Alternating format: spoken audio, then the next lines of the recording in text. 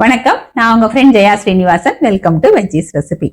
இப்படி நல்ல பெரிய பெரிய நெல்லிக்காய் பார்த்தாலே நமக்கு என்ன தோணும்? தொகையில் அரைக்கலாம், ரசம் பண்ணலாம், கொஜ்ஜு பண்ணலாம், தொக்கு, ஊறுகாய், இந்த மாதிரி எல்லாமே பண்ணலாம். எல்லாமே நல்லா இருக்கும். ஆனா ஆந்திரால இந்த நெல்லிக்காயில பப்பு பண்ணுவா, உசிரிக்காய பப்பு அப்படின்னு சொல்லுவா. இது நம்ம குழம்பு மாதிரி தான். இதுக்கு புளி, மிளகாய் பொடியோ சாம்பார் பொடியோ எதுவுமே சேர்க்க வேண்டாம்.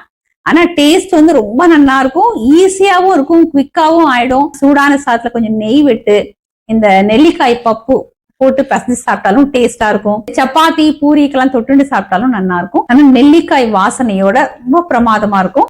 ஃபர்ஸ்ட் டைம் சேனலை பாக்குறீங்கன்னா ப்ளீஸ் சப்ஸ்கிரைப் பண்ணுங்க. பெல் ஐக்கானை கிளிக் பண்ணி ஆல் ஆப்ஷன் கொடுத்துட்டீங்கன்னா நான் போடக்கூடிய எல்லா வீடியோஸும் குவிக்கா உங்களுக்கு ரீச் ஆகும். வாங்க இந்த டேஸ்டி அண்ட் ஹெல்தியான நெல்லிக்காய் பப்பு குவிக்கா எப்படி பண்றதுன்னு பார்க்கலாம். ஆந்திரா ஸ்டைல்ல நெல்லிக்காய் பப்பு பண்றதுக்கு 50 கிராம் துவரம்பருப்பு எடுத்துட்டு இருக்கேன். இதை நல்லா வாஷ் பண்ணிட்டு அரை மணி நேரம் ஊற வச்சுக்கணும். ஊறின பருப்போட 2 பச்சை மிளகா, 1/4 டீஸ்பூன் மஞ்சள் பொடி சேர்த்து குக்கர்ல நல்லா சாஃப்டா வேக வச்சு எடுத்துக்கணும். இந்த குழம்புக்கு நம்ம புளி சேர்க்க போறது இல்ல. இந்த சைஸ்ல இருக்கிற நெல்லிக்காய் ஒரு 5 நெல்லிக்காய் நான் எடுத்துட்டு இருக்கேன். ஒருவேளை சின்னதா இருக்கு அப்படின்னா அந்த 1-2 நம்ம எக்ஸ்ட்ராவே கூட எடுத்துக்கலாம். ஒரு பேன்ல நான் தண்ணி எடுத்துட்டு இருக்கேன். நம்ம எடுத்து வச்சிருக்கிற நெல்லிக்காய் இதுல சேர்த்துக்கலாம். இது சாஃப்டா நம்ம வேக வச்சுக்கணும், ரொம்ப குழைய கூடாது. இப்படி ப்ரெஸ் பண்ணா அழகா பிரிஞ்சு வந்துடணும், அந்த அளவுக்கு வேக வச்சா போதும். இதெல்லாம் நல்லா வேகட்டும், நம்ம அதுக்கப்புறம் பார்க்கலாம். ஸ்டவ்ல ஒரு கடாய் வச்சிருக்கேன். 2 டேபிள் ஸ்பூன் எண்ணெய் சேர்த்துக்கலாம். 1 டீஸ்பூன் நெய். நெய் சேர்க்கறது ஆப்ஷனல் தான், ஆனா சேர்த்தோம் அப்படின்னா இந்த குழம்பு நல்லா வாசனையா இருக்கும். எண்ணெய் சூடானதும் 1/4 டீஸ்பூன் வெந்தயம். வெந்தயத்தை மிஸ் பண்ணாம சேர்த்துக்கோங்க. இந்த குழம்புல வெந்தயத்தோட வாசனை ரொம்ப நல்லா இருக்கும். வெந்தயம் பொரிஞ்சதும் 1/2 டீஸ்பூன் கடுகு. கடுகு வெடிச்சதும் 1 டீஸ்பூன் உளுத்தம்பருப்பு, 1 டீஸ்பூன் கடலைப்பருப்பு. பருப்பு செவந்து வரும்போது 2 காஞ்ச மிளகா, 1/2 டீஸ்பூன் சீரகம், 1/4 டீஸ்பூன் பெருங்காயம், கொஞ்சம் கருவேப்பிலை, பொடியா கட் பண்ணி வச்சிருக்கிற ஒரு வெங்காயம். வெங்காயத்தை கண்ணாடி பதத்துக்கு நம்ம வதக்கிக்கலாம். வெங்காயம் கண்ணாடி பதத்துக்கு வதங்கி எடுத்து 2 மீடியம் சைஸ் தக்காளியை பொடி பொடியா கட் பண்ணிருக்கேன். இதுல 1/4 டீஸ்பூன் மஞ்சள் பொடி. தக்காளி வதங்கிறதுக்கு தேவையான உப்பு. இது நல்லா வதக்கி விட்டுக்கலாம். தக்காளி சாஃப்டா வதங்கணும். ஒரு மூடியை போட்டு மூடிடுவோம், இது சீக்கிரம் வதங்கிடும்.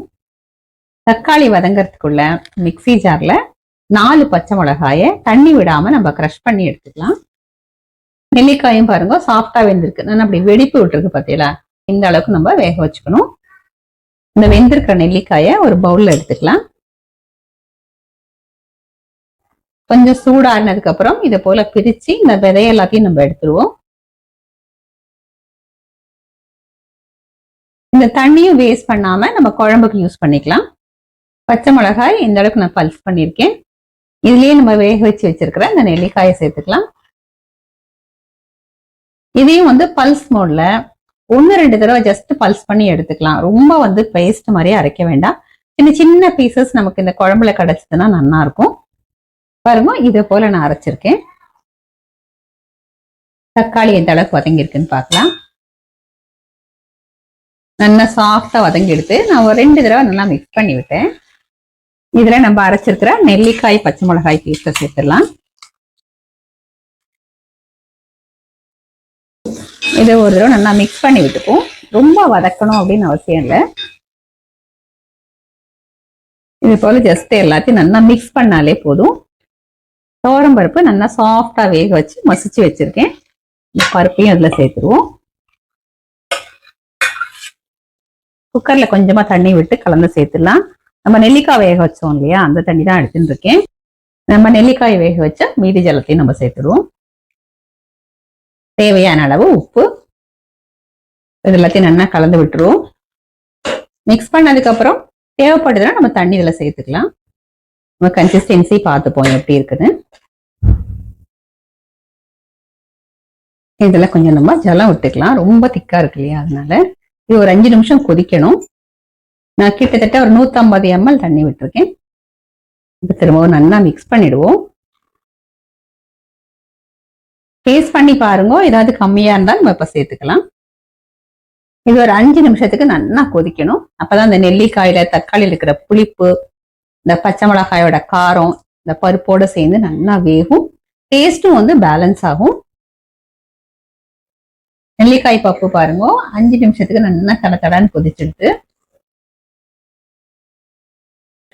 கன்சிஸ்டன்சி வந்து இது போல இருக்கு. சூடு ஆறும்போது இன்னும் கொஞ்சம் கூட இது திக்காகும். ஃப்ரெஷ்ஷா கட் பண்ண கொத்தமல்லியை தூவிக்கலாம்.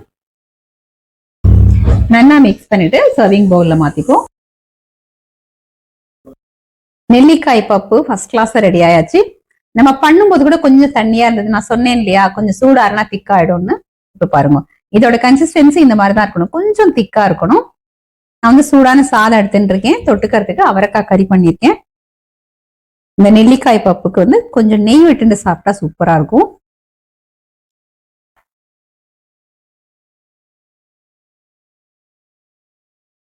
ஆந்திரால தொட்டுக்கிறதுக்கு என்ன பண்ணுவானா, ஆவக்காய் ஊறுகாய், மாங்காய் ஊறுகாய் அப்படின்னு சொல்லி மாங்காயில போடுவா, அதெல்லாம் தொட்டு சாப்பிடுவோம். இல்ல ஜவ்வரிசி வடம் சூப்பரா இருக்கும். அவரைக்காய் கறியோட இந்த நெல்லிக்காய் பப்பு சாதத்தை நம்ம டேஸ்ட் பண்ணி பார்க்கலாம்.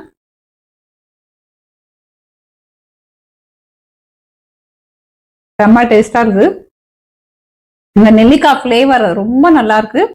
புளிப்பு அப்படின்னு பார்த்தோம்னா நெல்லிக்காயோட புளிப்பு, நம்ம தக்காளி சேர்த்திருக்கோம் இல்லையா, அதோட புளிப்பு ரெண்டும் சேர்ந்து ரொம்ப நல்லா இருக்கு. காரத்துக்கு வெறும் பச்சை மிளகாய் தான் சேர்த்திருக்கோம். இந்த காரமே ரொம்ப கரெக்டா இருக்கு. நம்ம நெல்லிக்காயும் வேக வச்சு சேர்த்தோம். அதே நேரம் ரொம்ப பேஸ்டா அரைக்காம கொஞ்சம் சின்ன சின்ன பீசஸா இருக்க மாதிரி கிரஷ் பண்ணி போட்டிருக்கோமா. இந்த சின்ன சின்ன நெல்லிக்காய் பீசஸ் நம்ம சாப்பிடும் போது நமக்கு வாயில வருது இல்லையா, அது ரொம்ப நல்லா இருக்கு. இந்த நெல்லிக்காய் பப்பு பண்றது ரொம்ப ஈஸி தான். ஈவன் பேச்சுலர்ஸ் கூட பண்ணிடலாம்.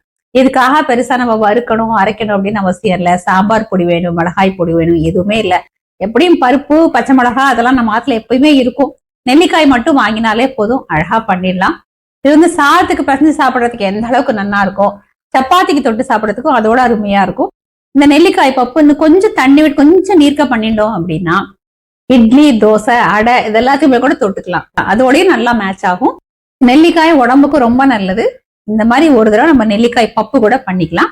இதே மாதிரி இதே மெத்தட்ல இதே அளவுகளோட இந்த நெல்லிக்காய் பப்பு நீங்க ட்ரை பண்ணி பாருங்க. டேஸ்டும் வித்தியாசமா இருக்கும், எல்லாருக்குமே ரொம்ப பிடிக்கும். ட்ரை பண்ணி பார்த்துட்டு எப்படி வந்ததுன்னு கமெண்ட்ல சொல்லுங்க. லைக் பண்ணுங்க, உங்க ஃப்ரெண்ட்ஸ் அண்ட் ஃபேமிலியோட ஷேர் பண்ணுங்க. இன்னொரு புது ரெசிபியோட நாளைக்கு நான் உங்களை மீட் பண்றேன். தேங்க்ஸ் ஃபார் வாட்சிங்.